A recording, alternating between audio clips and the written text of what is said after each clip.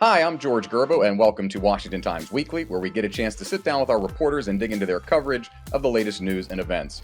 And joining me this time is national politics reporter Susan Ferriccio. Susan, good to be with you. Great to see you, George. Let's start on Capitol Hill, which is seemingly where we always seem to start, and this House budget resolution that has finally passed after a week plus now of going back and forth of will the House agree with the Senate plan? Will there be more extensive cuts like President Trump has wanted in this budget proposal? The House wasn't as apt to go along with that as the Senate was, and now it appears by a very slim margin that there's been some consensus now for this process to move forward. Right. So to understand what this bill is, it's actually a measure, and it sets a rule that will allow the House and Senate to pass a big tax bill without any Democrats. See, normally if you're passing something in the Senate, you have to get past the filibuster and you need Democrats. But this special budget resolution changes those rules, and it will allow them to pass a tax cut bill without any Democrats. In other words, with a simple majority, which the Republicans now control in the Senate. So it's a little weedy, but it's a two-part process. But you needed to pass the first process, and that outlines the spending issues. And there wasn't a lot of agreement among Republicans about spending. There's a big faction of Republicans who want really deep cuts because the deficit and debt are huge. They want to rein in the spending. They didn't fully get their way on that. So they initially revolted and they blocked the thing earlier this week, and it stalled on the House floor. But there was some wrangling behind the scenes. And earlier this week, we heard from President Trump, who warned that these members should really stop their grandstanding. Meanwhile, they're all staring in the face of the stock market turmoil.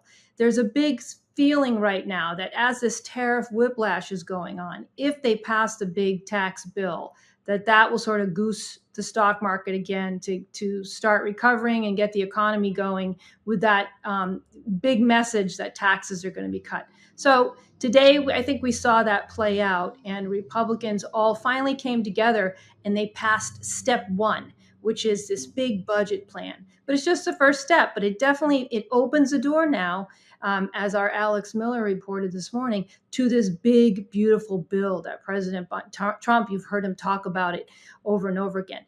And what that will entail in terms of what President Trump wants is extending his 2017 tax cuts, if you remember those. Those are about to expire at the end of the year.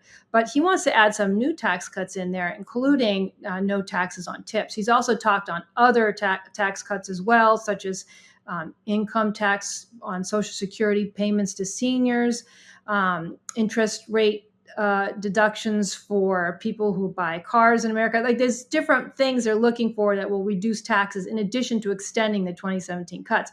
So it was a big moment today on Capitol Hill, and good news for President Trump on passing really what will likely be, if it gets through, his signature law for his second terms, which is another big tax cut bill. And you mentioned the tariff piece there in that, Susan. You know, Wall Street whipsawing back and forth over the course of the last 5 trading days. The president kind of pulling back from blanket tit-for-tat tariffs, a 90-day pause on most nations, with the one exception being China, where this has escalated now over 100% on the American side and then over 80% on the Chinese side, these tariffs going back and forth. But the pause has seemed to reassure some of the more free trade portion of the Republican Party and those people on that side of the aisle that were cautioning Trump to maybe pull back a little bit from just being blanket on everybody, but targeting China specifically in this. And it had some success yesterday. The stock market shot up 3,000 points, but it came back down to earth on Thursday. And I think that's a reflection of the uncertainty that investors feel right now, because the president has been back and forth on tariffs now for weeks and weeks. And the uncertainty is kind of, I think, maybe become embedded right now in the market. And you have concerns. You heard the CEO of JP Morgan Chase saying that the recession was likely. That was pre-pause. But even after that, there's some questions about whether recession is on the horizon, just given what's going on. I mean, he didn't get rid of the tariffs. The 10% across the board tariffs are still in place, as well as some other tariffs. And we're in a big battle now with China from whom we import quite a bit of goods here to America. And he's escalated that up to 135%. And now China is waging, an escalation war with us with their own tariffs. And I think that that is going to keep the market, unstable. At least that's what economists are saying for the foreseeable future. And you heard the president in his cabinet meeting today talk about, the stock market bouncing back. But he said it, well, a lot of those gains were erased and are being erased as we speak. So he says he's negotiating with 70 plus countries. The ones who come to him first are going to get favorable treatment. The end game seems to be China, working out deals with these other nations and then cornering China, who is, of course, the biggest, offender in this trade imbalance war that the U.S. is in. Their trade tariffs and their trade practices and barriers are what really hurt the U.S. And I think that's what Trump is going after. He says President Xi is interested in negotiating. The Chinese are saying we're blackmailing them. Hard to know where the art of the deal is at this moment, but it does lie in this. I think centers on this battle with China. But now we've got another cliff. It's 90 days. What's going to happen in 90 days? People think by then the deals will be worked out. With Japan and Vietnam and India, all these other places that are lining up to try to cut a deal, and the European Union.